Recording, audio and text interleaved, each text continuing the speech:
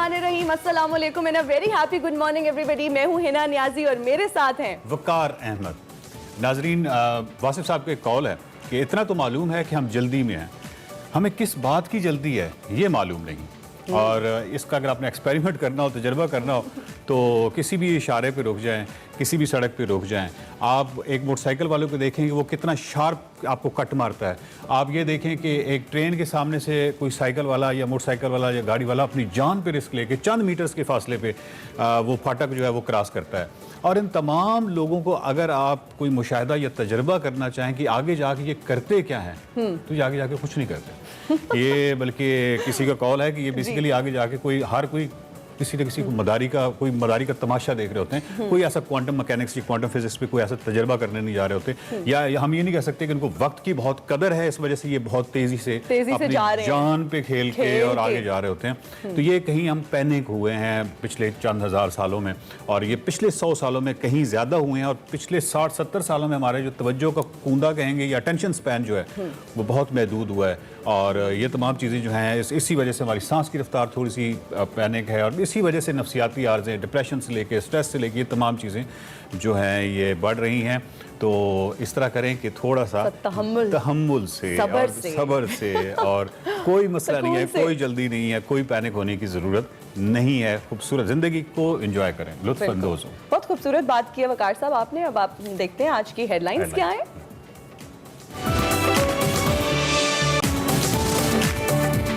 पाकिस्तान मुश्किल की घड़ी में फ़लस्तीनियों के साथ आज मुल्क भर में यौम यकजहती फ़लस्तीन मनाया जा रहा है। जहांगीर तरीन ग्रुप ने हुकूमत को हिलाकर रख दिया। पंजाब हुकूमत ने मनाने के लिए राब्ते शुरू कर दिए। आज वज़ीर आला से मुलाकात का इंतजार। Army chief general Qamar Javed Bajwa का यूक्रेन का दौरा। ISPR के मुताबिक यूक्रेन की वज़ीर-ए-आज़म और नायब सदर ने मुसल्लह अफ़वाज के सरबराह से मुलाकात की। शहर कायद में कोरोना बेकाबू होने लगा। वज़ीर आला सिंध मुराद अली शाह ने मजीद सख्तियों का इंदिया दे दिया। सेगमेंट फ्लैग्स में सना हुमायूं मुलाकात कराएंगी हंगरी के सफीर और उनकी अहलिया से। हेडलाइंस आपने जानी, अब आज की बड़ी खबर।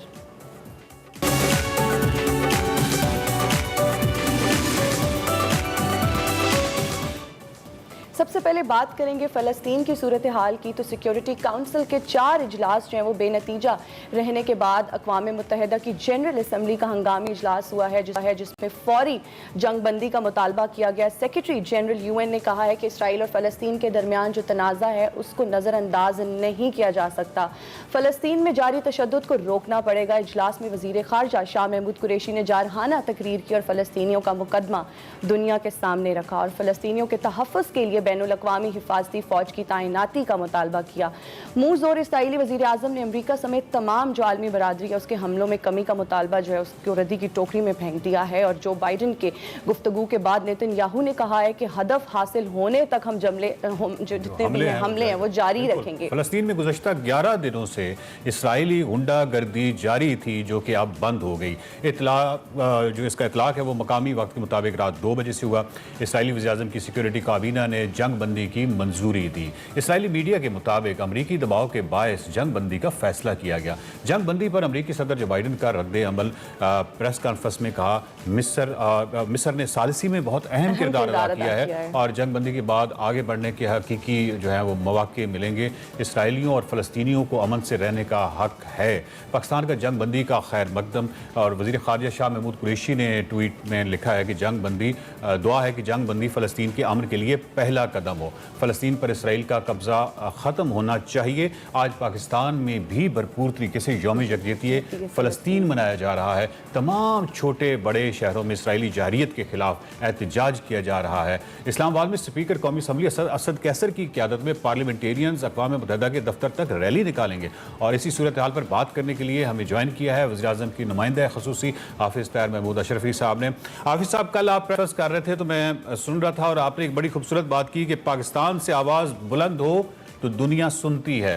और अब ये जंग बंदी का मामला भी आपके सामने आ गया है सीज़ फायर के हवाले से, तो मैं चाहूँगा कि इस पर ज़रा थोड़ी सी रोशनी डालें ये जो पाकिस्तान की कोशिशें थी, मुस्लिम उम्मा की कोशिशें थी, और वो किस हद तक बाराबर साबित हुई? बिस्मिल्लाहिर्रहमानिर्रहीम नहमदुहु व नुसल्ली व नुसल्लिमु अला रसूलिहिल करीम। अल्हम्दुलिल्लाह, अल्लाह तबारक व तआला के फजल करम और उसके एहसान से गुज़श्ता रात आपके इल्म में है कि जनबंदी हो गई है, और उसमें पूरी उम्मत मुस्लिमा ने जिस हद तक जिसने भी किरदार अदा किया है, अल्लाह उसे जज़ाए खैर दे। पाकिस्तान के वज़ीर आज़म मोहतरम जनाब इमरान खान साहब की हिदायत पे हमारे वज़ीर ख़ारजा शाह महमूद कुरैशी साहब ने इसमें एक बड़ा फ़ाल किरदार अदा किया। मिस्र की हुकूमत जिसका एतराफ़ किया जा रहा है, कतर, सऊदी अरब, तुर्की, या जो भी इसमें अपना किरदार अदा कर सकता था, मैं समझता हूँ कि इस्लामी दुनिया से कोशिश की गई। अब जबकि जंगबंदी हो गई है तो दो चीज़ें बड़ी अहम हैं। एक ये कि इस जंगबंदी पे मुकम्मल अमल हो, और दूसरा ये है कि मुस्तकिल बुनियादों पे मसला फ़लस्तीन का हल, एक आज़ाद खुद मुख्तार फ़लस्तीनी रियासत जिसका दारुल खिलाफा जो है वो अल-कुद्स हो। पाकिस्तान के अंदर आज पूरे मुल्क के अंदर वज़ीर आज़म पाकिस्तान की अपील पर यौम यकजहती फ़लस्तीन मनाया जा रहा है। इज्तिमाआत होंगे, रैलियाँ होंगी। लाहौर में तमाम मज़ाहिब की जो क़यादत है वो एक चर्च में जमा होगी, जहाँ से मजलूम फ़लस्तीनियों को ये आवाज़ दी जाएगी कि हम आपसे हमारे दिल आपके करीब हैं, हम ज़मीनी फासले से आपसे ज़रूर दूर हैं, लेकिन हमारे दिल आपके साथ धड़कते हैं। और जहाँ तक बात है, मैंने जैसे कल कहा, आपने भी अभी उसका जिक्र किया है, मैं ये वाज़े कर देना चाहता हूँ कि पाकिस्तान अल्हम्दुलिल्लाह दुनिया इस्लाम की और दुनिया के नक्शे पे एक मजबूत बड़ी क़ुव्वत है। हमें अपने ऊपर खुद एतमादी होनी चाहिए, और जब हम कोई बात करते हैं तो उम्मत मुस्लिमा भी उसे देखती है, दूसरी आलमी दुनिया भी उसे देखती है कि हमें पाकिस्तान क्या बात कर रहा है। और आपने गुज़श्ता रात देखा कि हमारे वज़ीर ख़ारजा शाह महमूद कुरैशी साहब ने ये इस तरफ तवज्जो दिलाई है दुनिया की कि फ़लस्तीन के मसले के हल के लिए पहले कदम में जहाँ जंगबंदी ज़रूरी है, वहाँ ये है कि वहाँ अमन फोर्स लगे। मुस्लिम दुनिया से हमारे पास अल्हम्दुलिल्लाह पाकिस्तान की एक मजबूत फौज है, मिस्र की है और ममालिक की है। तो एक था कि ये हाफिज साहब, आप कह रहे थे मुस्तकिल हल की बात कर रहे थे। मुस्तकिल हल के हवाले से जो कल वज़ीर ख़ारजा ने कहा है कि गज़ा में आलमी मुहाफ़िज़ फ़ौज तैनात की जाए, वो मुतालबा जिन्होंने अक़वाम मुत्तहिदा में किया है, ये मुतालबा किस हद तक उस मुस्तकिल हल की तरफ जाएगा? क्या ये मतलब एक बेहतर हल है उसका? देखिए, जब एक वहाँ अमन फोर्स या उसे तहफ़्फ़ुज़ फोर्स होगी तो फिर ये जो सिलसिला है ये तो बंद हो जाएगा ना। फ़लस्तीनियों को पहली बात वो तहफ़्फ़ुज़ तो मिल जाएगा ना, उनके लिए उनको कोई तहफ़्फ़ुज़ देने वाला तो होगा, अल-अक़सा का तहफ़्फ़ुज़ तो होगा, अल-कुद्स का तहफ़्फ़ुज़ तो होगा। तो मैं समझता हूँ ये बड़ी अहम राय है और तजवीज़ है, और इस पर आलम इस्लाम का इत्तिफ़ाक़ भी है। और हम उम्मीद करते हैं, फिर कल वहाँ आपने देखा है कि कुरैशी साहब ने सऊदी अरब के वज़ीर ख़ारजा, कुवैत के वज़ीर ख़ारजा और दीगर ममालिक के उनसे भी मुलाकातें की है। मैं समझता हूँ इस अमन मिशन में, जो फ़लस्तीन अमन मिशन था, पाकिस्तान को बहुत हद तक कामयाबी मिली है। और बहरहाल ये जो जंगबंदी हुई है इसमें मुस्लिम ममालिक ने एक फ़ाल किरदार अदा किया है, जिससे ये भी बात वाज़ेह होती है कि अगर इस्लामी दुनिया बाहमी इत्तेहाद से, जिसकी तरफ मोहतरम इमरान खान साहब मुसलसल तवज्जो दिला रहे हैं कि अगर बाहमी इत्तेहाद से हम आगे बढ़े तो मसला कश्मीर और फ़लस्तीन जो है उसका हल फौरी निकल सकता है। क्योंकि एक एक मुल्क की कोशिशों से ये चीज़ हल होने वाली नहीं है, उसका असर तो होगा, लेकिन जब एक मुअस्सर इत्तेहाद के साथ आप आगे बढ़ेंगे तो आपको कामयाबी मिलेगी। और मैं समझता हूँ कि जो गुज़श्ता रात की कामयाबी है, और उसके बाद अब जैसा कि मालूमात आ रही हैं कि मिस्र से 2 वफूद वहाँ जाएंगे जो इस जंगबंदी के मामलात को भी देखेंगे, बाकी चीज़ों को भी देखेंगे। और मिस्र के सदर ने एक बहुत बड़ी इमदादी पैकेज का भी रीबिल्ड जो फ़लस्तीन है उसके हवाले से किया है, तो मैं समझता हूँ इसमें पाकिस्तान जो है वो अपने बरादर इस्लामी ममालिक के साथ शाना बशाना है, और जो भी हाफिज साहब- फलस्तीनियों के लिए मुमकिन होगा वो बिल्कुल। इंशाअल्लाह हम करेंगे, और इस मामले में पीछे पाकिस्तान नहीं नहीं रहेगा। रहेगा। हाफिज साहब, जंगबंदी में मिस्र का बिलाशुबा बहुत अहम किरदार रहा है पाकिस्तान के साथ, मिस्र का भी, तुर्की का भी। मुझे बताइए कि फ़लस्तीन में मतलब कुल इसराइल है वो जंगी जराइम का मुर्तकिब हुआ है, इसमें तो कोई दो राय नहीं है। तो फ़लस्तीन के मामले पर आलमी अदालत इंसाफ से रजू क्यों नहीं किया जा रहा, या मतलब क्या रजू किया जाएगा, रजू किया जाना चाहिए? देखिए, जैसे मैंने अर्ज किया बिल्कुल रुजू किया जाना चाहिए, लेकिन पाकिस्तान चाहता यह है कि जो भी हम कदम उठाएं वो उम्मत मुस्लिमा का मुत्तफिका कदम हो, तो उसमें वजन भी होगा, ताकत भी होगी, उसके असरात भी होंगे। इस्लामी ताउन तंजीम जो है वो इस्लामी दुनिया का एक मुत्तफिका फोरम है। सबसे पहला इजलास हंगामा पर जो बुलाया गया था वो इस्लामी ताउन तंजीम का सऊदी अरब ने बुलाया था, उनकी दरखास्त पर बुलाया गया था। तो ये सारे मामला जो है मैं समझता हूँ उस फोरम से तय होने चाहिए, उसको मजीद मुअस्सर और हमने ताकतवर बनाना है। और इमरान खान साहब जब अभी मक्का मुकरमा में थे, सऊदी अरब के दौरे पर तशरीफ ले गए थे, तो वहाँ उन्होंने इस्लामी ताउन तंजीम के जो सेक्रेटरी जनरल हैं उनसे जब मुलाकात की थी तो उन्हें ये बात कही थी कि इस्लामी ताउन तंजीम आगे बढ़े, हमें बताए कि इन जो उम्मत के मसाइल है वो कश्मीर है, फलस्तीन है, इस्लामिक फोबिया है, इंतहा पसंदी है, इसमें पाकिस्तान को क्या करना है। तो पाकिस्तान हर वो जिम्मेदारी जो इस्लामी ताउन तंजीम की तरफ से मुत्तफिका तौर पर इस्लामी ममालिक की तरफ से हमारे जिम्मे लगेगी, हम अदा करने को तैयार हैं। पाकिस्तान इस्लामी दुनिया का, जैसे मैंने पहले भी कहा, हम एटमी कुव्वत हैं, एक हमारी मजबूत कौम है, एक मजबूत फौज रखते हैं। तो पाकिस्तान का किरदार और पाकिस्तान की अहमियत इस्लामी दुनिया में भी और आलमी दुनिया में भी बहुत अहम है। हम इसको लेके आगे बढ़ेंगे। बिल्कुल ठीक है। मंजिल ये नहीं है, ये जंगबंदी याद रखिए, ये एक कामयाबी है छोटी सी। असल कामयाबी ये होगी कि जब एक आजाद खुद मुख्तार फलस्तीनी रियासत का कयाम, जिसका दारुल खिलाफा अल कुद्स शरीफ हो, और इंशाअल्लाह वो वक्त हम करीब देख रहे हैं कि जब हम जाएंगे और अल-अक़सा में 2 नफल शुक्राने के अल्लाह के दरबार में अदा करेंगे। हाफिज साहब, आपको नहीं लगता, यानी अगर अब देखा जाए तो ये जितनी भी करारदादें थी, ये जितना दबाव था जो किया गया, यानी पाकिस्तान ने, तुर्की ने, मिस्र ने मिलके, ये सारे दबाव का अगर नतीजा ये है कि जंग बंदी का मामला तो हो गया है, तो कहीं इसको हतमी मंजिल, जिस तरह भी आपने निशानदेही की है, अगर इसको हतमी मंजिल तस्वुर कर लिया गया कि ठीक है जंग बंदी हो गई, आप बस बात खत्म, मतलब यह है कि इसके आगे भी तो कोई एक लाएअमल है, तो आपके ज़हन में है कि ये जो दबाव है इसको बरकरार रख के इसके मुस्तकिल हाल की जानिब जाना है, ताकि मुस्तकबिल में फ़लस्तीनियों पे इस तरह जुल्म जो है वो ना हो सके? देखिए, मैं आपको एक बात अर्ज करूं, ये तो जो कुछ इसराइल ने किया है ना, वो लोग जिनके दिलों में या जिनकी जुबानों पे इसराइल से ताल्लुकात के हवाले से बातचीत थी, इसराइल के इस जुल्म और बर्बरियत से वो तो खत्म हो गई। अब कोई इसराइल से ताल्लुकात बनाने की जब तक ये मामला हल ना हो बात नहीं कर सकता, क्योंकि दुनिया इस्लाम और आलमी दुनिया में ये इस जुल्म और जबर और तशद्दुद के नतीजे में ये रिएक्शन तो आया है। अब दूसरा क्या है? दूसरा ये है कि भाई अगर आप ताल्लुकात बनाना चाहते हैं इस्लामी दुनिया से और आप अमन से दुनिया को रहना है और अमन से दुनिया में अमन आना है, तो उसका रास्ता सिर्फ ये है कि मसला है कश्मीर और फलस्तीन हल हो।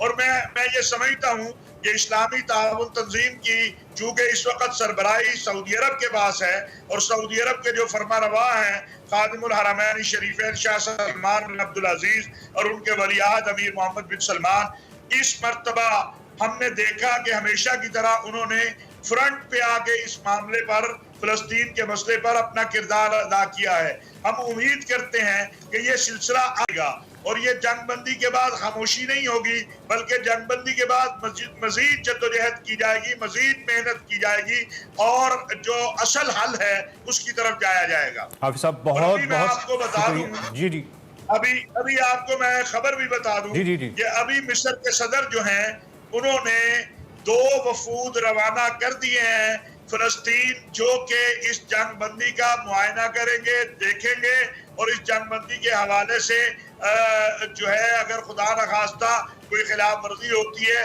तो उसको भी रोकने की कोशिश करेंगे। मैं समझता हूँ कि ये जो हमारी रात की तजवीज़ थी, जो शाह महमूद कुरैशी साहब ने कहा, फोर्स ना सही लेकिन अल्हम्दुलिल्लाह एक बड़े इस्लामी मुल्क का 2 वफद वहाँ बैठेंगे और इस जंगबंदी को देखेंगे। इससे इंशाअल्लाह बहुत सारे मुस्बत असरात पैदा होंगे। बहुत शुक्रिया हाफिज साहब। ताहिर महमूद अशरफी हमारे साथ थे और वो कह रहे थे कि पाकिस्तान से आवाज़ बुलंद हो, यानी जब पाकिस्तान आवाज़ उठाता है तो उसकी आवाज़ बुलंद होती है। और वो दूसरा मुस्तकिल हल की जानिब कह रहे थे कि मुस्तकिल इसका हल होना चाहिए। जंग बंदी हो गई है, ये पहला मरहला है, लेकिन इसका मुस्तकिल जो है कोई हल वो होना चाहिए। बिल्कुल, यहाँ लेंगे एक ब्रेक, हाजिर होंगे ब्रेक के बाद। Welcome back to Expresso. Waqar साहब, अब हुकूमती मुश्किलात की ना बात कर लें। वही बहुत ज़रूरी है हुकूमती मुश्किलात में बात करना इस वक्त। तो बात करते हैं हुकूमती मुश्किलात की। जहांगीर तरीन ग्रुप ने पीटीआई में रहकर वफाक और पंजाब गवर्नमेंट को हिला कर रख दिया है।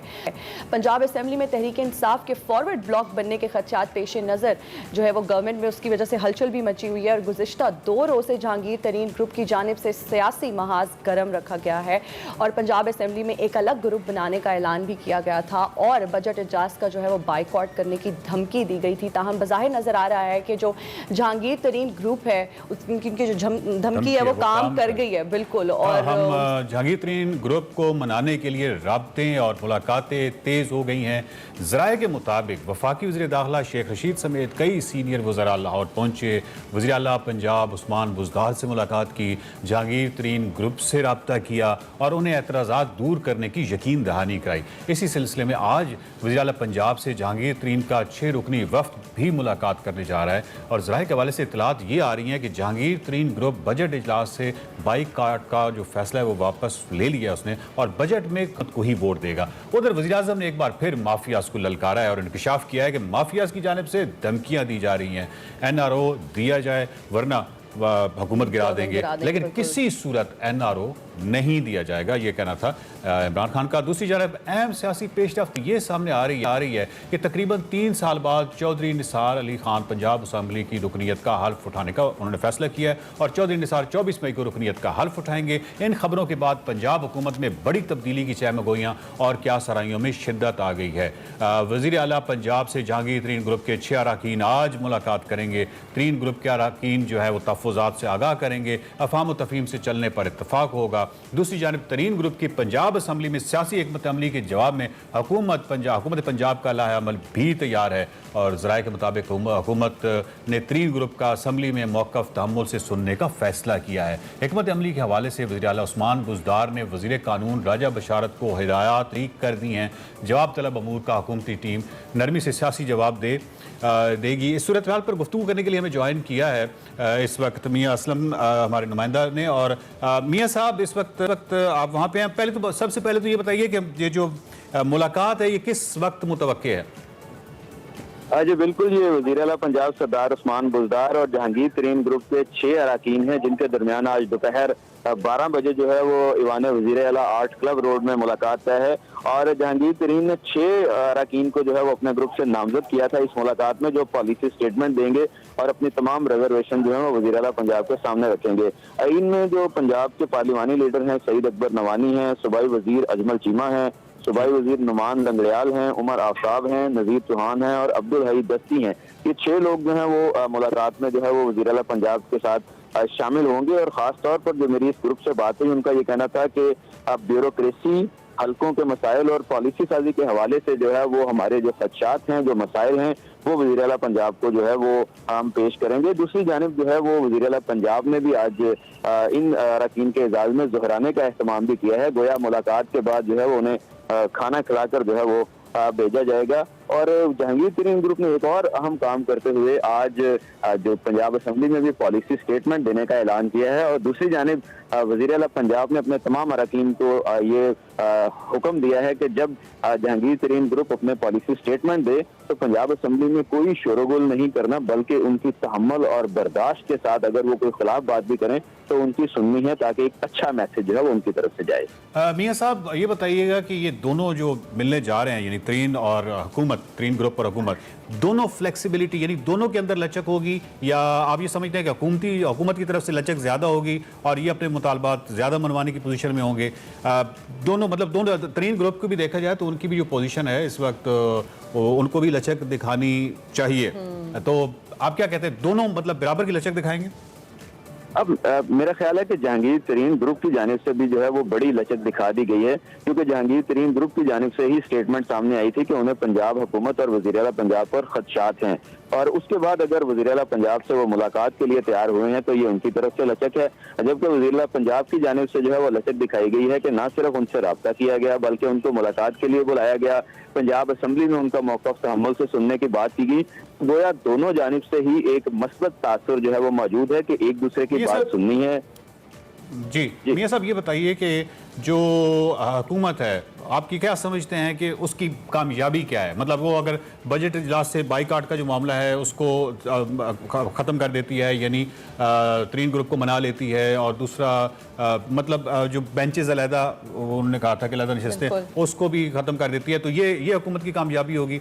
और तरीन ग्रुप की क्या कामयाबी होगी इस सारे आज की जो सेशन है? और ये जो खाना खिला कर भेजा जाएगा, आपने कहा है, तो खाना खिला जब खाया जा रहा होगा तो हम क्या कहेंगे, कौन जीता कौन हारा, या दोनों विन विन पोजीशन में होंगे?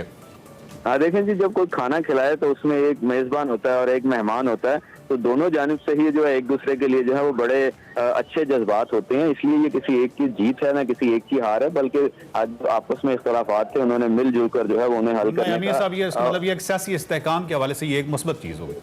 जी बिल्कुल, एक मुस्बत चीज़ है, और मेरा नहीं ख्याल कि मेरा ज़ाती ख्याल ये है कि बजट इजलास जो है उसमें तरीन ग्रुप जो है वो तहरीक इंसाफ के साथ ही होगा, पंजाब हुकूमत के साथ ही होगा, क्योंकि अब तक की जो स्टेप्स हैं उनके उसमें वो कोई बहुत ज़्यादा जो एक्सट्रीम पे जाने के लिए जो है वो तैयार नहीं है, बल्कि मिलजुल कर जो है वो एक आगे बढ़ने को तैयार है, सिर्फ अपने रिजर्वेशन मतलब ये जो पिछले एक हफ्ते से बहुत ज्यादा पैनिक सी सूरत हाल तो थी सियासी उफक पर, वो काफी हद तक अब आज जो है वो कह रहे हैं कि खाना खिलाकर सब कुछ बेहतर हो जाएगा। इस वक्त लेते हैं एक ब्रेक, और ब्रेक के बाद हाजिर होते हैं। एक्सप्रेसो में आपको खुश आमदीद कहते हैं। अब बात करेंगे कोरोना की तीसरी लहर की, तो लॉकडाउन की हिकमत अमली जो है वो काम कर गई है। पंजाब और खैबर पख्तूनख्वा में कोरोना केसेस में बतदरीज कमी आना जो है वो शुरू हो गई है। पंजाब में मस्बत केसेस की शरह 7%, जबकि खैबर पख्तूनख्वा में जो मस्बत केसेस हैं उसकी शरह 5% तक आ गई है। इसके बावजूद पंजाब गवर्नमेंट ने SOPs पर अमल दरामद के लिए तमाम इकदाम उठाने का फैसला किया है, और लाहौर में वबा के फैलाव को रोकने के लिए अलहदा पॉलिसी जो है बनाने का जो फैसला है वो भी सामने आया है। बलूचिस्तान में कोरोना के फैलाव की शरह फिर 10% से बढ़ गई है, लेकिन शहर कायद में एक बार फिर खतरे की घंटी बज गई है और कोरोना वायरस ने दोबारा पंजे गाड़ना शुरू कर दिए हैं और कोरोना फैलाव की शरह 15% तक पहुंच गई है।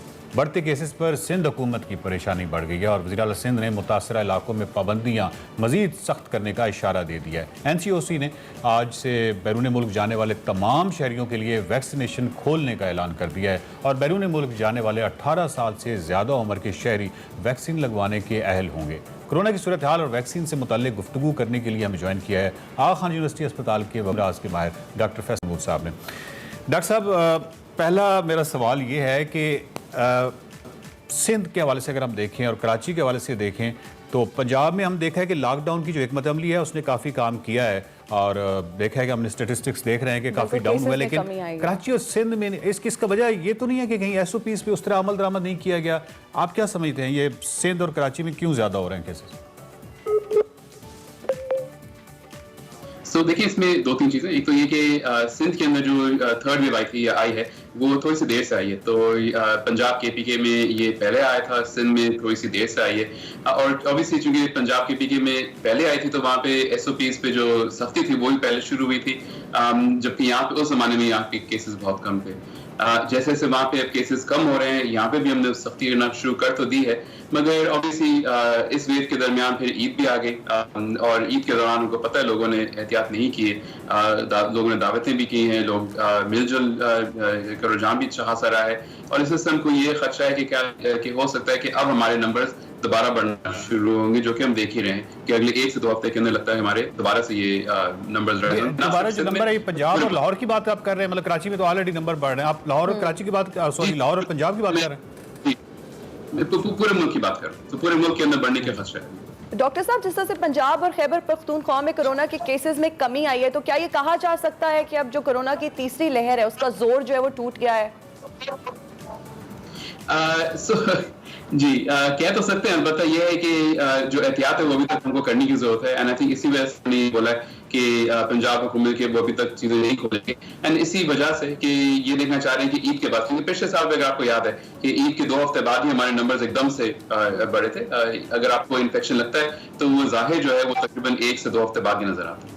डॉक्टर साहब, वैक्सीनेशन के हवाले से देखा जाए तो कराची में रोज़ाना 30,000 वैक्सीन लगाने की गुंजाइश है, लेकिन 5,000 अफराद जो है वैक्सीन लगवा रहे हैं। ओवरऑल भी जो है वो बाकी ममालिक में, अब कल मैं खबरें सुन रहा था कि वो अफगानिस्तान से भी हम पीछे रह गए हैं। तो ये वैक्सीन के प्रोसेस को किस तरह तेज़ किया जाए? सो आई थिंक वैक्सीन के प्रोसेस को तेज करने की 2-3 चीजें कर सकते हैं। एक तो ऑब्वियसली हुकूमत की तरफ से नए वैक्सीनेशन सेंटर जो कि खुल ही रहे हैं, वो खोलने की जरूरत है, जो कि अब काफी जगहों पे खोलना शुरू कर दिया है। दूसरा, उन जगहों पे वैक्सीन पहुंचाना जहाँ पे लोग शायद वैक्सीन सेंटर ना पहुंच पाए। तो ये हो गया जैसे कि आपके आर्म फोर्सेस की जगहों पे आपके जहाँ भी कांग्रेगेशन होती है उधर जाके वैक्सीन फराम की जाए। मगर इसमें तीसरा जो पहलू है वो ये कि लोगों को थोड़ा सा रियश्योर, थोड़ा सा बताने की जरूरत है कि वैक्सीन सेफ है, इसमें कोई नुकसान नहीं है, कोई खतरा नहीं है। क्योंकि मसला है कि सोशल मीडिया पे बहुत चीजें आती रहती हैं कि वैक्सीन से ये हो गया, वो हो गया। बहुत अजीब अजीब चीजें भी आती है, जैसे वैक्सीन से वो हाथ मैग्नेटिक हो गया, और ये सब चीजें बिल्कुल गलत हैं। और इस वायरस को तोड़ने का एक बहुत अच्छा और आसान तरीका एक तरह से ये वैक्सीनेशन ही है। डॉक्टर साहब, अभी पिछले दिनों मैं एक वीडियो देख रहा था जिसमें एक बाबा जी हैं और वो मैग्नेट जो है वो मगनातीस लगाते हैं और उसके साथ इस तरह का जो प्रोपेगेंडा है, इसका तोड़ मतलब एक रियासती हुकूमती सतह पे ज़्यादा से ज़्यादा होना चाहिए ना, कि मतलब इस तरह की, ताकि जो अफवाहें हैं वो ना फैलें। वैसे ये मगनातीस वाली बात थोड़ा सा बता दीजिएगा कि इसमें कितनी हकीकत है, ताकि लोगों को पता चल जाए। इसमें बिल्कुल भी हकीकत नहीं है, बल्कि आप ये तजुर्बा खुद भी कर सकते हैं कि उस वीडियो में एक कहा जाता है कि आपके अंदर चिप डाल दिया गया है, मगर अगर आप देखें आपके फोन के अंदर हजारों चिप्स हैं और उस पर जरा मगनातीस जाके देखें वो बिल्कुल नहीं चिपकेगा। तो ये चिप्स होते हैं वो लोहे के नहीं बने होते कि वो चिपकना शुरू हो जाएंगे। तो इसमें बिल्कुल भी बिल्कुल गलत है, ये वीडियो फेक है। तो उस पर प्लीज ज्यादा गौर फिक्र ना करें। और आप सही कह रहे हैं, जो भी आपके इस तरह से वायरल वीडियो होती है उसके खिलाफ आप दूसरा एक कैंपेन शुरू करते हैं, मगर चक्कर कि जितने आप कैंपेन शुरू करते हैं उसकी बरक्स उतने कैंपेन और शुरू हो जाते हैं और कोई नई वीडियो आ जाती है। डॉक्टर साहब, हम ये देख रहे हैं कि 100 से फिगर नीचे नहीं आ रहा। मतलब ये है कि कोई एक आध दिन शायद ईद के बाद ऐसा गुजरा है, वरना जो हलाकतों का जो फिगर है वो मुसलसल 100 से ऊपर है। तो इस हवाले से वेव का नीचे होना या ऊपर होना तो चलें एक अलग बात है, लेकिन आप ये समझते हैं कि SOPs पे बस ये सारी की जो है वो SOPs पे अमल है और वैक्सीनेशन है? बिल्कुल, सारी की जो है वो SOPs पे अमल है और वैक्सीनेशन है। एंड ये सारी की जो कर सकते हैं वो हम लोग ही कर सकते हैं। यानी कि ये आपका अपना ही रिस्पॉन्सिबिलिटी, आपको अपनी खुद ही ये सब चीजें करने की जरूरत है, खुद ही एहतियात बरतनी है, खुद ही SOP से फॉलो करने है, खुद अपने आप को वैक्सीनेट करना है ताकि इस इन्फेक्शन से बचा जाए। ये कोई एकदम से खत्म होने वाली चीज नहीं है, कोई जादू से खत्म होने वाली चीज नहीं है। जब तक हम खुद हिस्सा नहीं लेंगे, खुद काम नहीं करेंगे, तो ये हम इससे लड़ नहीं पाएंगे।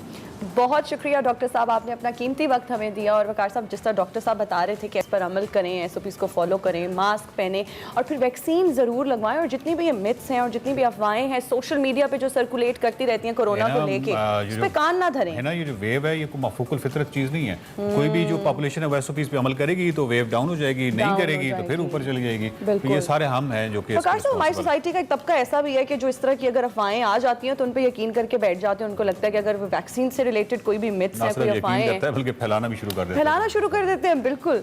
यहाँ लेंगे एक ब्रेक, हाजिर होंगे ब्रेक के बाद। देखते रहिए एक्सप्रेसो।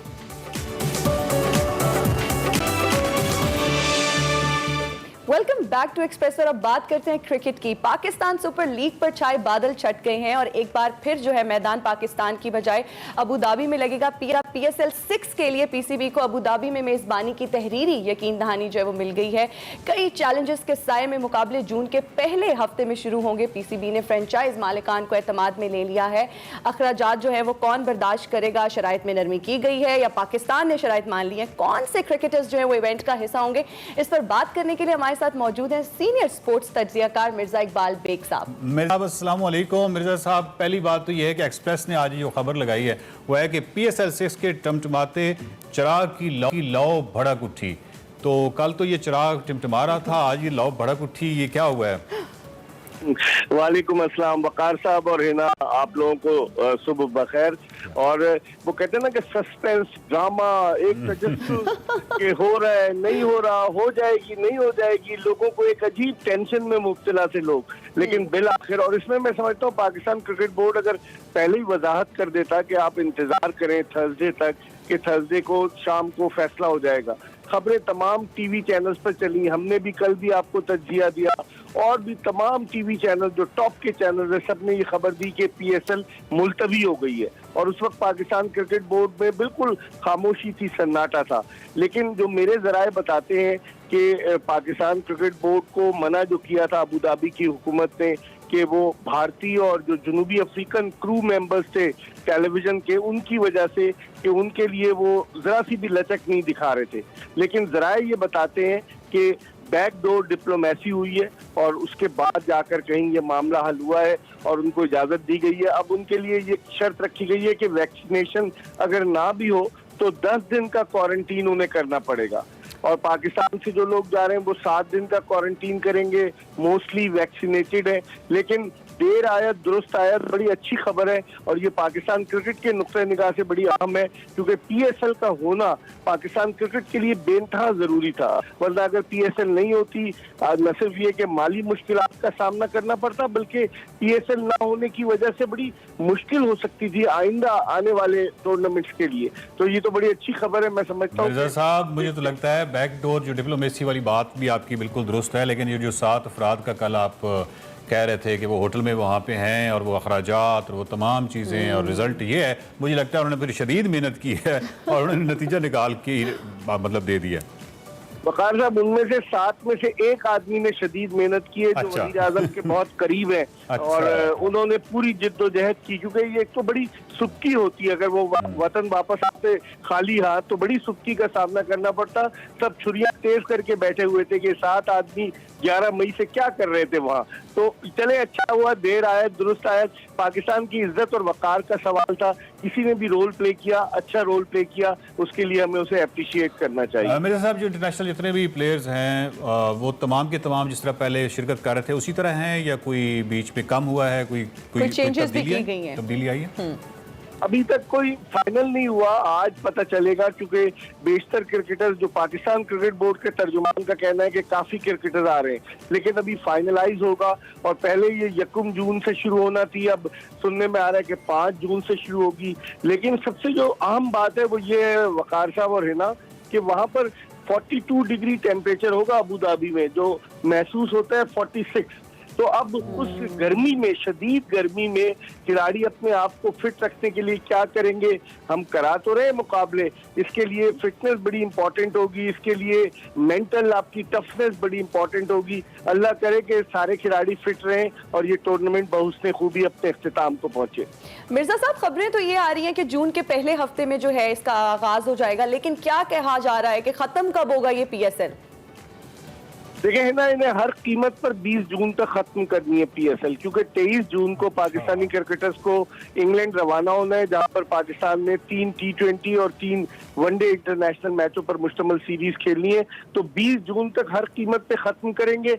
जो हमें पता चला है कि डबल हेडर्स भी होंगे, यानी कि बाद दिन एक दिन में 2-2 मैचेस खेले जाएंगे। और अभी तक ये डिसाइड नहीं हुआ कि वहां के वक्त के मुताबिक तकरीबन शाम 5 बजे मैच शुरू होगा, जो पहला वाला है, और दूसरा वाला मैच तकरीबन रात 10 बजे शुरू होगा। अभी हतमी कोई इसका ऐलान नहीं किया गया, लेकिन सुनने में यही आ रहा है। मेरे साहब, अगर फील लाइक आप कह रहे हैं कि 46 और 2-2 मैचेस, तो ये काफी यानी टफ हो जाएगा। ये बताइए, क्वारंटीन टीम पाकिस्तान में होगा और फिर है। उसके बाद जो है वो खिलाड़ी जो है वहां जाएंगे और फिर उसके बाद फैसला होगा और प्रैक्टिस करेंगे 3 दिन, वहाँ 7 दिन का क्वारंटीन मस्ट है वकार साहब, और फिर उसके बाद फैसला करेंगे प्रैक्टिस करके, और फिर उसके बाद मैचेस का आगाज होगा। ठीक हो गया। मिर्जा साहब, ये जो PSL 6 पे जितने भी अखराजात हैं इसको बर्दाश्त कौन करेगा, PCB या फ्रेंचाइज मालिकान? ये भी एक $1 मिलियन क्वेश्चन है ना। हमने पूछा था क्योंकि पाकिस्तान क्रिकेट बोर्ड ने ये कहा है कि सारे अखराजात जिसमें चार्टर्ड फ्लाइट्स हैं, उसके अलावा वहाँ के 4 होटल्स बुक कराए इन्होंने। बिल्कुल, जो ये काम अगर यहाँ पहले कर लेते, कराची में एक ही होटल बुक करा लेते तो सारे मसाइल हल हो जाते, लेकिन वहाँ 4 होटल्स बुक कराए, जिनमें से 3 होटल्स टीमों के लिए हैं, एक होटल जो है वो टेलीविजन क्रू के लिए और कमेंटेटर्स के लिए, और ये सारे अखराजात पाकिस्तान क्रिकेट बोर्ड बर्दाश्त करेगा। चार्टर्ड फ्लाइट, होटल्स की बुकिंग, उसके अलावा वहाँ सिक्योरिटी के अरेंजमेंट, टीमों का ट्रैवल करना। तो अब फ्रेंचाइजीज पर से बोझ कम किया गया क्योंकि पाकिस्तान क्रिकेट बोर्ड को अपनी साख के नुकसान पहुंचने का खदशा था। साहब बहुत बहुत शुक्रिया, कमाल ही हो गया कि मतलब हमारी वो पीस ये दोबारा से सारे बाहर ये सारी चीज़ें जो आई, बड़ी अच्छी खबर है। और इस वक्त हम ब्रेक पे जाएंगे, लेकिन ब्रेक पे जाने से पहले मैं आपको बता दूं कि जब हम ब्रेक से वापस आएंगे तो एक बहुत ही ज़बरदस्त किस्म का सस्पेंस और बहुत ही कमाल चीज़ है जो आप देखेंगे, लेकिन बताएंगे नहीं अभी हम। जी अभी नहीं बताना, तो लेते एक ब्रेक। ऑस्ट्रिया के साथ मुश्तरका 367 किलोमीटर लंबी सरहद होने के बायस बिला रोक टोक आमदोरफ्त जारी रहती है। कम तालीमी अखराजात के बायस पूरी दुनिया के तलबा की मकबूल तालीमी मंजिल दुनिया के 10 पुरअमन तरीन शहरों में मशरकी वस्ती यूरोप के मुल्क हंगरी के दारुल हुकूमत बुदापेस्ट का 7वां नंबर है। ये शहर दरियाए डन्यूब के किनारे पर वाक़ है और इसीलिए इसे डन्यूब का मोती भी कहते हैं। बुदापेस्ट को माजी में शाही शहर भी कहा जाता था।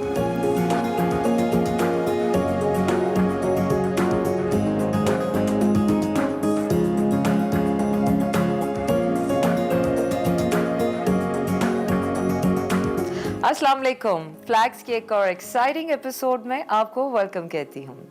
आज मैं मौजूद हूँ हंगेरियन रेजिडेंसी में, जहाँ पर मैं आपकी मुलाकात करवा रही हूँ हिज एक्सीलेंसी फॉजिकोश बेला से। Hello sir, how are you? Hello. Assalamu alaikum. Thank you very much. I'm fine. Thank you. वालेकुम अस्सलाम। It's good. किसी फॉरेनर के मुंह से सलाम सुनकर मुझे बहुत अच्छा लगता है। So it feels great. आपका बहुत शुक्रिया, आपने हमारे लिए वक्त निकाला। for giving your time. Thank you very much, and thank you for. मैं भी आपका मशकूर हूँ कि आप यहाँ हंगरियन सिफारत खाने में तशरीफ लाएं। I'm really very happy to have you all here. Definitely, and it is going to be a very exciting interview. ये इंटरव्यू यकीनन बहुत अहमियत का हामिल है क्योंकि पाकिस्तान में लोग हंगरी और हंगेरियन लोगों को इतना नहीं जानते। सबसे पहले ये बताएं कि पाकिस्तान में रहने का तजुर्बा कैसा है? आप यहाँ दूसरी दफा आए This is हैं। your second time in Pakistan. So yes, it's true. I am one of those very few diplomats here. जी हाँ, मैं उन चंद लोगों में शामिल हूँ जो यहाँ 2 दफा सफीर बनकर आए हैं। पहली दफा मैं यहाँ 16 साल पहले 2005 में आया था। दूसरी दफा मैं सितंबर 2020 से यहाँ हूँ। इस बात में कोई शक नहीं कि आज का पाकिस्तान बहुत मुनफरिद है। लोग कई दफा मुझसे पूछते हैं कि उस वक्त में और आज के पाकिस्तान में फर्क क्या है।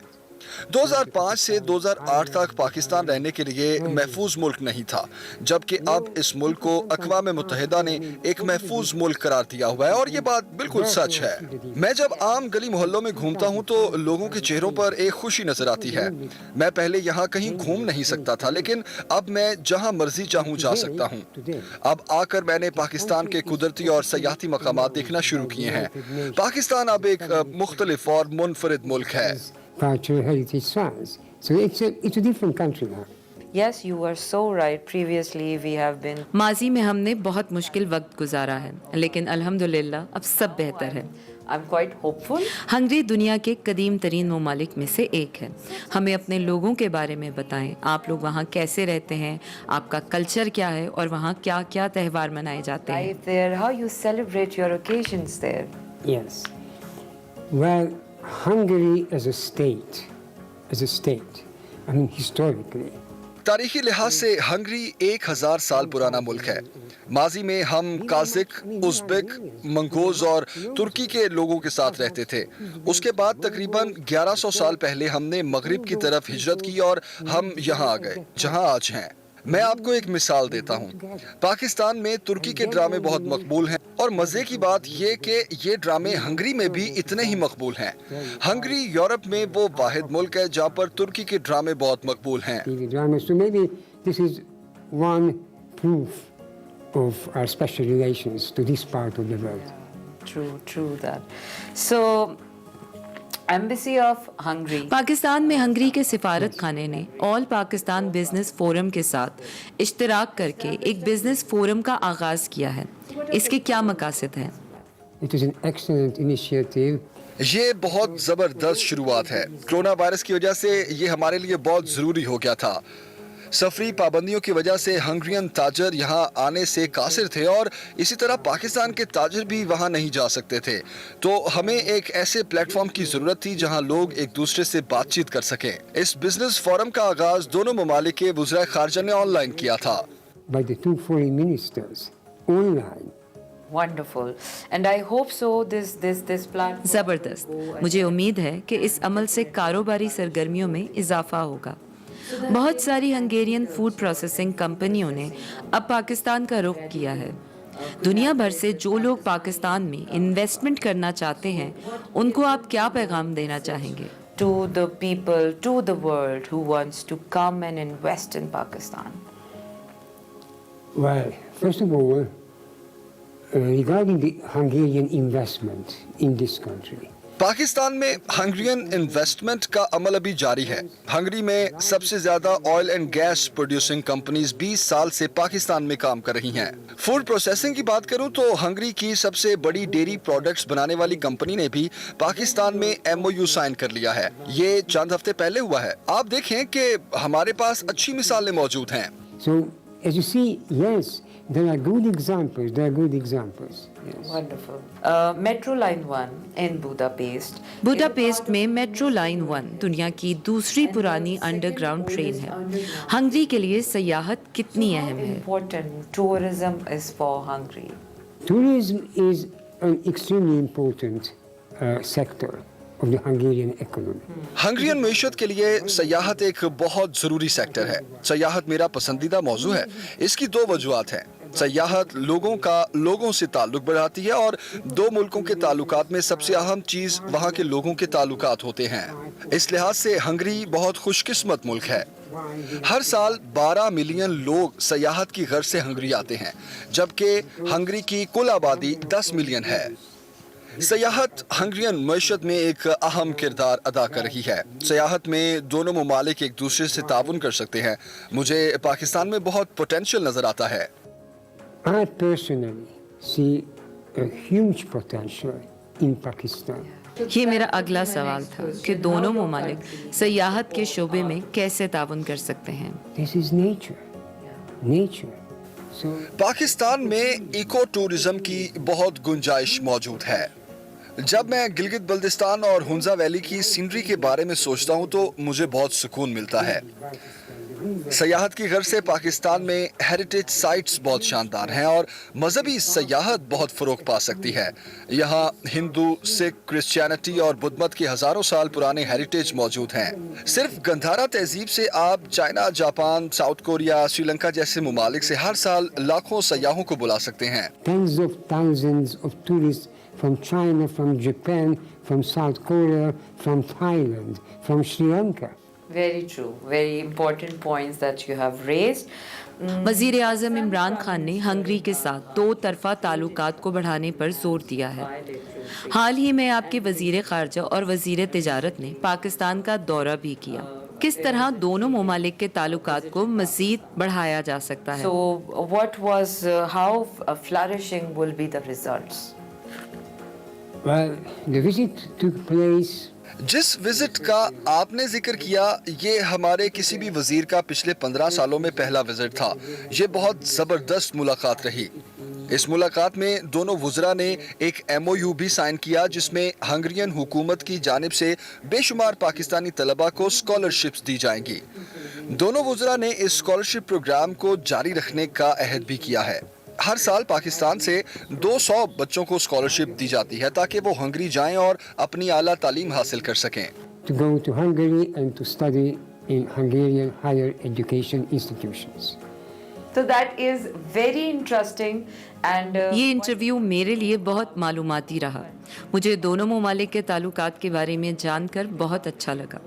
मैं उम्मीद जाहिर करती हूँ कि दोनों ममालिक के ताल्लुकात में मज़ीद बेहतरी आई होगी। In future more in every area of life. Inshallah. हमारी बातचीत का सिलसिला अभी ख़त्म नहीं हुआ है।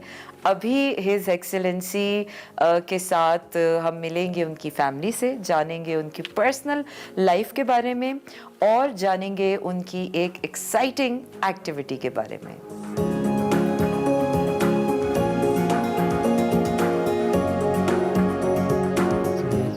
So let me introduce my wife, Agnes. Assalamu alaikum, Sana. Walaikum assalam. How are you, Agnes? Thank you, I'm fine.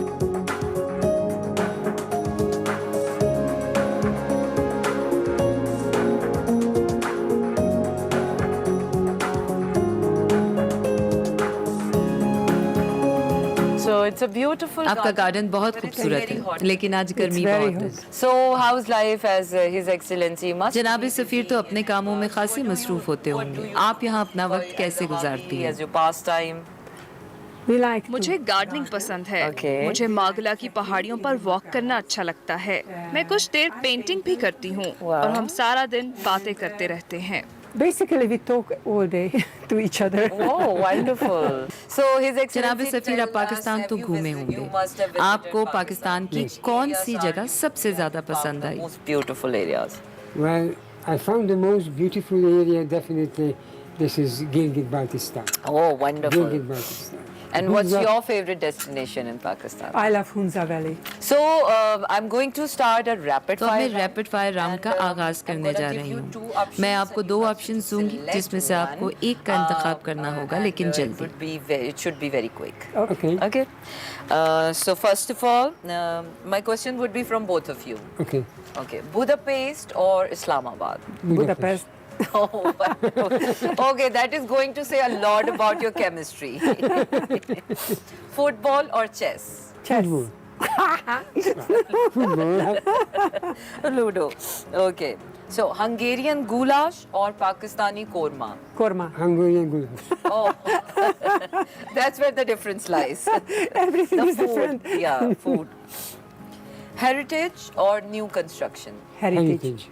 Oh, wonderful. Who likes? Asia or Europe? Europe. Europe. Okay. Mountains or river? Mountains. Mountains.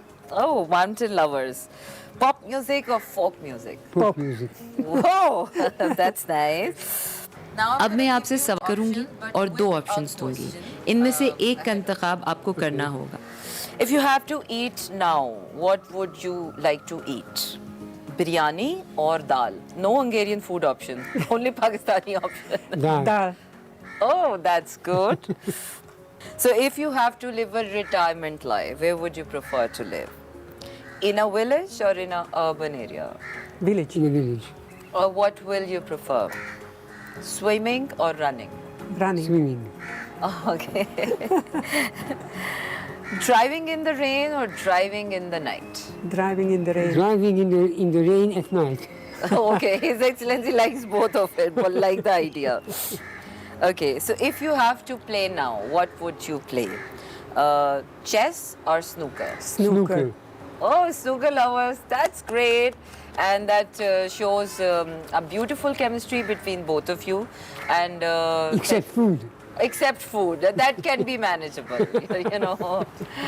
So it's wonderful to know about your आपकी family को जानकर बहुत अच्छा लगा। अब मैं चाहूंगी कि आप मुझे अपना गार्डन दिखाएं ताकि मैं अपने लिए वहाँ से कुछ ताज़ा सब्जियाँ ले जाऊँ। Yes, I can please. see you gardening, or I can take some vegetables from your garden. Yes, let's do that.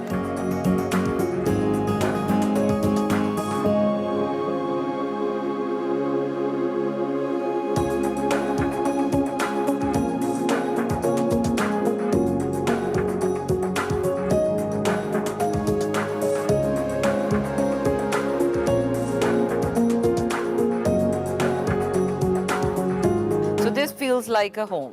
Yes. Exactly. So you आप हमें इस खास टमाटर के बारे में बता रही थी। I got it from the market. I got the seeds out. ये मैंने मार्केट से खरीदा था।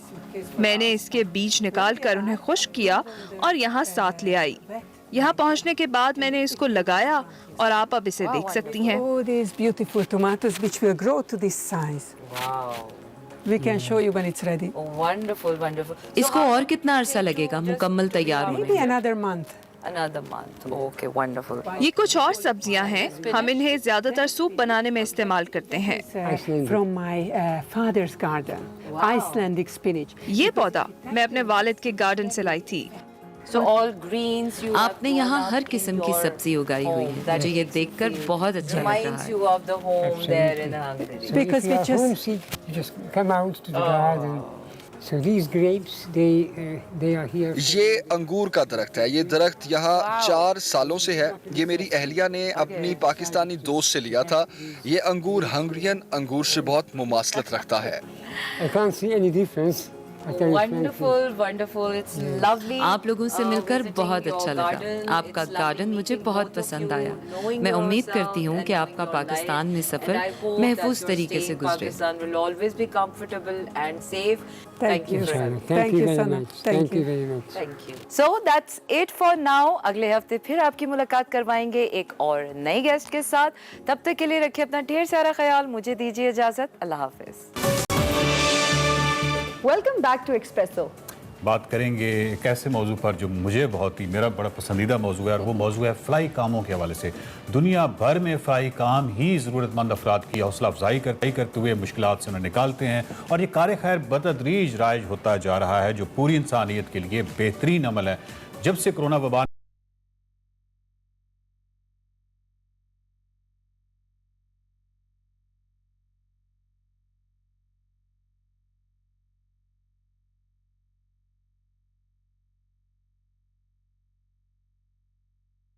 तरह दुनिया भर में मुकीम, आज हम बरतानिया में मुकीम 4 पाकिस्तानी नजात समाजी और कारोबारी अफराद की टीम के साथ आपकी मुलाकात करवाएंगे, जिन्होंने कोरोना की वजह से दिन ब दिन बिगड़ती सूरत हाल के पेश नज़र कोरोना वायरस से लड़ने वाले मेडिकल स्टाफ, पुलिस, स्कूलों के अमले, फायर फाइटर्स, बेघर अफराद और वो लोग जो इस वबा की वजह से मुतासर हैं, उनके लिए 10 लाख खाना अतिया करने की 1 मिलियन मील्स मुहिम चलाई। इन 4 पाकिस्तानी नजात की इस नोबल काज मुहिम को खिलाड़ियों, सियासतदानों, मारूफ शख्सियात, कारपोरेट इदारों और बरतानिया मीडिया की हिमायत हासिल है। इन 4 पाकिस्तानियों में बिलाल बिन साकिब, राजा सलमान रजा, मोमिन साकिब और आरिफ अनीस शामिल हैं। और आरिफ अनीस साहब के बारे में तो मतलब है ना कि एक तो वो माहिर नफ्सियात हैं, मुझे एक तो बड़ा ये सवाल से बड़ी खुशी है, और दूसरा ये है कि एक्सप्रेसो का भी एक्सप्रेस के कालम निगार भी रहे हैं। इस वक्त हमारे साथ आरिफ अनीस साहब हैं और राजा सलमान रजा साहब। बिल्कुल, बहुत शुक्रिया सर, आप दोनों ने हमें इस वक्त एक्सप्रेसो में ज्वाइन किया। आरिफ अनीस साहब से मैं ये पूछना चाहूंगी कि सर बताइएगा इस मुहिम के हवाले से, ये क्या है, ये ख्याल कब आया, किस तरह से आपने शुरू किया? जी अस्सलाम वालेकुम हिना और वकार, और अस्सलाम वालेकुम पाकिस्तान। आप सबसे बात करके दोबारा बात करके बहुत खुशी हो रही है, और मुझे बहुत खुशी है कि मेरे साथ मौजूद हैं यहाँ पे राजा सलेमान रजा भी, जो कि 1 मिलियन मील्स की इस मुहिम के आप सरखेल समझ सकते हैं। हम सब ने मिलकर इसका आगाज किया। 1 मिलियन मील्स उस वक्त उसका क्याम अमल में आया जब मार्च पिछले साल, तकरीबन 1 साल से ज़्यादा हो चुका, यहाँ पे यूनाइटेड किंगडम में लॉकडाउन हुआ। और आपके इल्म में है कि जब फरवरी मार्च में कोरोना वायरस के हवाले से इंफॉर्मेशन आनी शुरू हुई तो काफ़ी कन्फ्यूजन थी। फिर उसके बाद अचानक मुल्क बंद होना शुरू हो गए, और मार्च में जब लॉकडाउन हुआ तो आपको ये जानकर हैरानी होगी कि यहाँ पर हर चीज़ बंद हो गई। रेस्टोरेंट्स बंद हो गए, तमाम तर टेक अवेज बंद हो गए, और तमाम तरह हॉस्पिटल जिसमें बड़ी एक जंग का माहौल था, एक इमरजेंसी का माहौल था। उस वक्त डॉक्टर्स, इंजीनियर्स, वो तमाम तर लोग जो अपनी जान दांव पर लगा के हम सब की जानें बचा रहे थे, उनके पास भी खाने को कुछ नहीं था। वो सब वेंडिंग मशीन पे गुजारा कर रहे थे। दैट वाज द टाइम जब हमारी मुलाकात हुई हम दोस्तों की, और उसमें राजा सुलेमान रजा और मेरी मुलाकात हुई, और उसमें ये उनका एक पेश करदा, चूँकि वो रेस्टोरेंट इंडस्ट्री से हैं, he came up with this idea, और फिर मैंने उसका नाम तजवीज़ किया 1 मिलियन मील्स।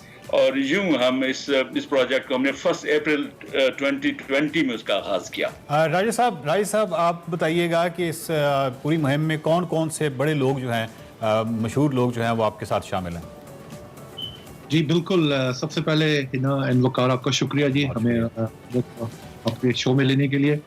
बिल्कुल हमारे साथ जी काफ़ी बड़ी बड़ी सेलिब्रिटीज़ एंड स्पोर्ट्स स्टार्स पूरी कंट्री से, खुसूसी तौर पर यूके से डेविड बैकम, इसके अलावा इमरान, आमिर खान बॉक्सर, इसके अलावा बॉलीवुड हॉलीवुड के काफ़ी बड़े बड़े सितारे इस कैंपेन का हिस्सा बने और उनकी सपोर्ट की वजह से हमें तमाम मेन स्ट्रीम मीडिया जो यूके के अंदर BBC, sky news, the telegraph, the metro, बड़े बड़े न्यूज़ चैनल्स ने, न्यूज़पेपर्स ने कवर किया, जिसकी वजह से हमारी कैंपेन को पूरे यूके के अंदर बड़ी पज़राई मिली और हमें फंड रेजिंग करने में भी बड़ी हेल्प मिली। आरिफ अनीस साहब, ये बताइएगा कि इस मुहिम को चलाने के लिए जो फंड्स हैं वो कहाँ से आते हैं, या मतलब बरतानी हुकूमत भी सपोर्ट कर रही है? अच्छा, फंड्स में तो सबसे पहले जैसे बैठे हैं हमारे साथ सुलेमान, सबसे पहले अतियत उनकी जानिब से आया, उसके बाद हम सब ने अतियात दिए, हम सब के दोस्तों ने, रिश्तेदारों ने, फैमिलीज ने अतियात दिए, और फिर ये वो प्रोग्राम है जिसका आप सेहरा अगर बांधना चाहते हैं, मैं अगर मुझसे पूछेंगे तो मैं कहूँगा इसके हीरोज जो हैं वो वॉलंटियर्स हैं। कॉमन बंदा जो आम आदमी है उसने इसके लिए 5 पाउंड दिए, 10 पाउंड दिए, 20 पाउंड दिए, 100 पाउंड दिए, तो ये सैकड़ों और हज़ारों लोगों ने इसमें कंट्रीब्यूट किया। बाद में इसमें मुख्तलिफ जो बड़े इदारे हैं वो भी अमल में शामिल हुई इसके अंदर, लेकिन नहीं, हुकूमत से कोई इमदाद नहीं ली गई। यही इस प्रोग्राम की खूबी है। राजा साहब आपसे सवाल है कि बरतानिया में एक बहुत ही कामयाब और ज़बरदस्त तजर्बा हुआ है, उसमें आप कामयाब हुए, पाकिस्तान में भी इस मुहिम को शुरू करने का आप इरादा रखते हैं? जी बिल्कुल, हैसियत मुसलमान जैसे कि आपको पता है खाना खिलाना एक बहुत सवाब का काम है, और सबसे पहले मैं आपको ये बताना चाहूँगा कि ये एक कंसेप्ट है पाकिस्तान के अंदर कि शायद यूके के अंदर गुर्बत नहीं है। तो इसके बावजूद कि यूके एक बहुत डेवलप्ड नेशन है, इसके बावजूद यहाँ पर फाइनेंशियल टाइम्स की रिपोर्ट के मुताबिक 3 मिलियन से ज़्यादा लोग गुर्बत की लाइन से नीचे रह रहे हैं। तो मेरे ख्याल में पहले हमारा ये जब हमने ये कैंपेन स्टार्ट की तो हमारा ये ख्याल था कि हम जो हमारे इर्द गिर्द रहने वाले लोग हैं सबसे पहले उनका हक बनता है, और इस चीज़ को बढ़ाते हुए कि उनकी रंग, नस्ल और मज़हब क्या है, जो हमारे इर्द गिर्द लोग हैं उनको लुक आफ्टर करना, उनको इस मुश्किल वक्त में उनका साथ देना हमारा फ़र्ज था। तो अल्हम्दुलिल्लाह जिस तरह के इस कैंपेन को पज़राई मिली, अब हमारा नेक्स्ट स्टेप यही है कि हम पाकिस्तान के अंदर भी इस कैंपेन को बढ़ाएं, और पाकिस्तान के अंदर भी एक बहुत बड़ा गुर्बत का खला है जिसको कवर करने के लिए। और राजा साहब, बात यह है कि आपसे जो गुफ्तगू हो रही है, यकीन कीजिए कि ये मौजू ऐसा है कि रूहानी तजुर्बा है और बस ये बात चलती रहे, और लेकिन वक्त की कमी के पेश नज़र हमें मतलब बहुत बहुत शुक्रिया आपने हमें ज्वाइन किया, और आपका इतना ज़बरदस्त इनिशिएटिव है। ये एक ऐसा टॉपिक है कि इसके लिए जितना हम बात करें उतना कम है। ज़बरदस्त कॉज है, और हम उम्मीद करते हैं कि इनिशिएटिव जो है वो आप पाकिस्तान में भी ले सकें। इस वक्त हम ब्रेक लेंगे, हाजिर होंगे बाद, देखते रहिए एक्सप्रेसो।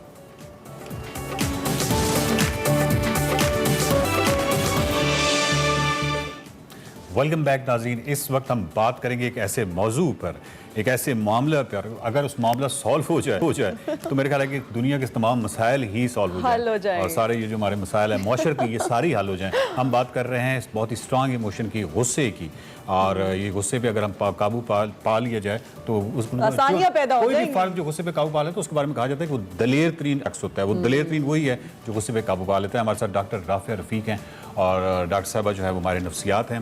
डॉक्टर साहब आप अस्सलाम वालेकुम। मुझे बताइए कि सबसे पहले ये इस इमोशन के बारे में ना हमें थोड़ा सा तारुफ करा देंगे, कितना स्ट्रॉन्ग है। और अभी आपने खुद ही तारुफ करा दिया वकार साहब कि ये बहुत स्ट्रॉन्ग, देखें इमोशंस हर तरह के हैं, ये स्ट्रॉन्ग है लेकिन ये एक इमोशन है और इसकी हकीकत को इनकार नहीं किया जा सकता। और गुस्सा किसी हद तक कह लें कि जायज़ भी होता है, ठीक है। हम डिमार्केशन करेंगे कि पैथोलॉजिकल लेवल तक कब गुस्सा जाता है। देखिए गुस्सा एक इमोशन है, और हर इमोशन का होना जो है वो एक इंसानी फितरत है, ठीक है। फितरत से अगेंस्ट बात नहीं है। It's all right to get angry at times, but anger कहाँ पैथोलॉजी में कन्वर्ट होता है जब आपके रिलेशनशिप्स डिस्ट्रॉय होना शुरू हो जाते हैं, चाहे वो आपके फैमिली लाइफ है, चाहे आपकी वो कह लें प्रोफेशनल लाइफ है, आपका एकेडमिक करियर है, जहाँ कहीं आपके इस गुस्से की वजह से आपकी जो कलूडिंग होती है आपके मेंटल कॉन्शियसनेस की, यहाँ आपको इतना गुस्सा चढ़ जाए कि आपको अच्छे और बुरे की नहीं फ़र्क रहता, या आप ऐसी बातें बोल देते हैं जो कि डैमेजिंग और डिस्ट्रॉइंग होती हैं, तो वहाँ आके जो है वो गुस्सा एक पैथोलॉजिकल डैमेज करता है, चलें रिलेशनशिप्स को, आपकी अपनी सेहत को भी करता है। जी बहुत ज़रूरी, ये बहुत इंपॉर्टेंट है। आपको पता है बुद्धा ने कहा था कि अगर आप गुस्से के साथ सोते हैं तो it's just like drinking poison and expecting expecting your enemy to die, तो ये आपकी इम्यूनिटी को बहुत अफेक्ट करता है। और स्पेसिफिकली पैंडेमिक के हवाले से वो लोग जो हमारे नाजरीन सुन रहे हैं वो ये देखें कि गुस्से की वजह से आपकी इम्यूनिटी बहुत लो हो जाती है और आपके chances of catching corona virus along with other chronic illnesses like coronary heart disease, मेरी पीएचडी थी इस्केमिक हार्ट डिजीज़ के ऊपर और मायोकार्डियल इन्फेक्शन पे, आसान लफ्ज़ों में जो फर्स्ट हार्ट अटैक होता है, तो उसके अंदर हमारी अपनी पाकिस्तानी इंडिजिनस पॉपुलेशन पे मैंने देखा कि एंगर इन औरतों में, हमारे माशरे में औरतों को बहुत ज़्यादा वर्बल होने की उस तरीके से या गुस्सा शो करने का नहीं होता, तो anger in was one of the leading causes, psychological cause of first heart attack. और इसी तरह आदमियों में एंगर आउट, तो ये एंगर इन एंगर आउट दो टाइप्स हैं। कुछ लोग आप देखें कि पैसिव होते हैं, वो अपना गुस्सा अपने अंदर रखते हैं, वो अपने आप को बहुत हार्म करते हैं, अपने आप को मेडिकल और फर्दर साइकोलॉजिकल डिसऑर्डर्स की तरफ लेके जाते हैं। कुछ लोग होते हैं जो एंगर गुस्सा बोल के अपना जो है वो कर लेते हैं, एक पीक आती है, हल्का कर लेते हैं, और वो एक साइक्लिक नेचर होती है कि एक फेज चलती है जिसपे गुस्सा बढ़ता है, फिर एक्सप्लोड होता है, फिर डाउनवर्ड्स आना शुरू हो जाता है। लेकिन ये है कि इट इज़ डैमेजिंग। डॉक्टर साहब, गुस्से की अगर बात करें तो गुस्सा आता क्यों है, क्या वजूहात हैं? देखिए जी, सबसे 3 चीज़ें जो हैं, मैं आसान लफ्ज़ों में साइकोलॉजी को एक्सप्लेन करती हूँ कि हमारी थॉट्स, हमारे इमोशंस और हमारे बिहेवियर्स, हम इसको कहते हैं कॉग्निटिव ट्रायड। तो अब ये सारे लिंक्ड होते हैं। देखिए, आपने किसी को कॉल की, आपकी फ्रेंड को आपने सपोज कॉल की है ना, और वो आपकी फ्रेंड आपका फ़ोन किसी भी रीज़न से नहीं उठा रही, और अगर आप ये सोच लेती हैं कि she is purposefully not picking up my phone, तो आपको क्या होगा, आपका इमोशन आएगा गुस्सा, और उस पर बिहेवियर क्या होगा कि I am not going to call her again, मैं उसको दोबारा फ़ोन नहीं करूँगी। और इसी तरह अगर आप उसको कॉल करती हैं और आप उसको सोचती हैं कि मे बी उसका चार्ज पे है फ़ोन, मे बी वो किसी काम में बिजी है, तो आपको इमोशन गुस्सा नहीं आएगा, इरिटेबिलिटी होगी कि भी फ़ोन नहीं उठा रही, और इस बिहेवियर लेवल पे होगा कि I will try after 5-10 minutes. Doctor साहिबा, कोई ऐसी टिप्स बता दें कि गुस्सा आए तो उसको कंट्रोल कैसे करना है? जी देखिए, वेरी इम्पॉर्टेंट कि पहली बात तो ये है कि कई दफ़ा लोग मुझे, हम जब टिप्स बताते हैं ना, लोग कहते हैं कि जी एक बंदा सामने खड़ा बोल रहा है, आप कहते हैं कि जी काउंटिंग बैकवर्ड कर लें, डाइवर्ट कर लें, उधर से कमरे से चले जाएं। ये भी टिप्स हैं कि अगर आप किसी ऐसी पोजीशन में है, leave the room, don't enter into a struggle.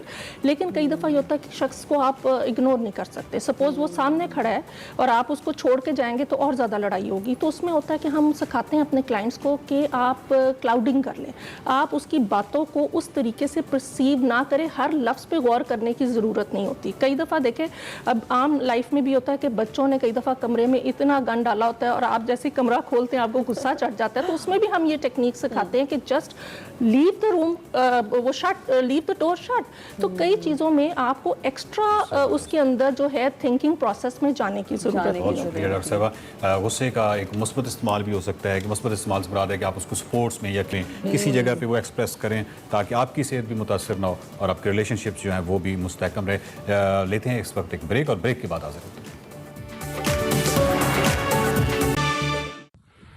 Hello from K2। और ये फाइनली अब उस जगह पर मैं हूँ जहाँ पर जो है वो आने के लिए ये सारा जो है वो सफ़र किया। ये पीछे K2 द माइटी पीक, ये था वो सरप्राइज, और ये सरप्राइज मैंने नहीं दिया, ये रहमान अजहर साहब ने हम सबको ही दिया। और रहमान अजहर साहब जो है वो K2 और बलतोरो और ब्रॉड पीक के साए में इस वक्त आपसे मुखातिब थे।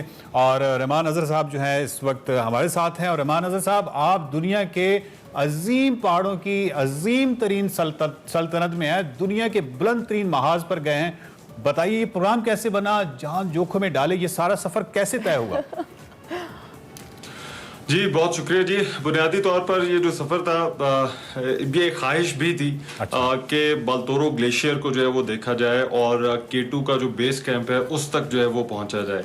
और एक मौका मिला अपना प्रोग्राम करने का, और इस प्रोग्राम के ज़रिए ये दिखाना था लोगों को कि किस तरह से जो हमारे फ़ौजी जवान हैं जो सियाचिन जाते हैं या इन ऊंचाइयों पर जाते हैं, तो वो अपना सफ़र जो है वो किस तरह से जो है वो तय करते हैं, किस तरह से वहाँ तक जो है वो पहुँचते हैं।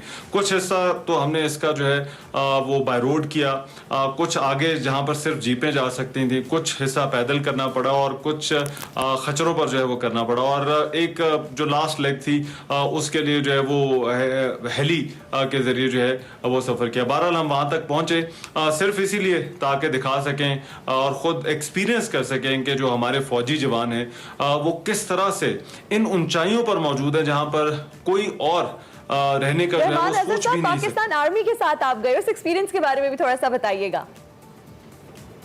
देखिए, यकीनन जहाँ जहाँ हम गए, जिस जिस पोस्ट पर हम गए, वहाँ पर जवानों के साथ मुलाकात भी हुई, गपशप भी हुई, लेकिन एक चीज़ हमने हर जगह पर, हर पोस्ट पर और हर जवान में मैंने देखी, वो ये कि ये ड्यूटी करते हुए वो बड़ी खुशी महसूस कर रहा था और बड़े फ़ख्र के साथ जो है वो ड्यूटी कर रहा था। हालांकि दुश्मन भी है वहाँ पर, उससे भी बचाना है और फिर मौसम के साथ जो है वो लड़ाई है, लेकिन इस सब के बावजूद वो बड़ी खुशी के साथ ये ड्यूटी कर रहा था। ये वो इलाके हैं जहाँ पर जो टेम्परेचर है वो -50 तक गिर जाता है और 70 किलोमीटर की रफ्तार से जो है वो यहाँ पर जो है वो हवाएं चलती है, लेकिन इस सब के बावजूद उन लोगों की आपस में बॉन्डिंग भी एक दूसरे के साथ बहुत ज़्यादा थी।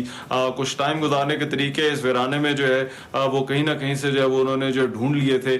और ये वो तमाम हाइट्स हैं कि जहाँ पर जो है, क्योंकि ये ग्लेशियर है तो ये यहाँ पर आबादी कोई और है ही नहीं सिवाय इन फौजी जवानों के। तो ये सिर्फ फौजी जवान है या फिर वो इंटरनेशनल एक्सपीडिशंस टीम जो है जो यहाँ पर आती हैं इन चोटियों को सर करने के लिए, वो जो है वो आपको नजर आ जाती हैं। लेकिन इस सब के बावजूद वो डटे हुए हैं और मैं तो अपने इस तजर्बे के बाद कहता हूँ कि उनकी हिम्मत, उनकी बहादुरी और उनके दिल गुर्दे को, हमारी पहाड़ों के हवाले से तो गुफ्तगू होती ही रहती है। अब ये जो टूर था, ये जो मुहिम था, और इसमें आपने दुनिया के वो जो बुलंद तरीन पहाड़ देखे, तो मेरा ख्याल है कि आपको मजीद होगा कि पाकिस्तान को दुनिया का सबसे मसरूफ तरीन सियाहती मरकज होना चाहिए। बिल्कुल जी, इस बात का एहसास हुआ। ये जो इलाका जिसमें मैं गया हूँ, ये बाल्तोरो ग्लेशियर है और यहाँ पर जो ऊंचाइयां हैं उसका अंदाजा आप सिर्फ इस बात से लगा लीजिए कि पूरी दुनिया में 8000 मीटर से बुलंद जो है वो सिर्फ चंद चोटियां हैं।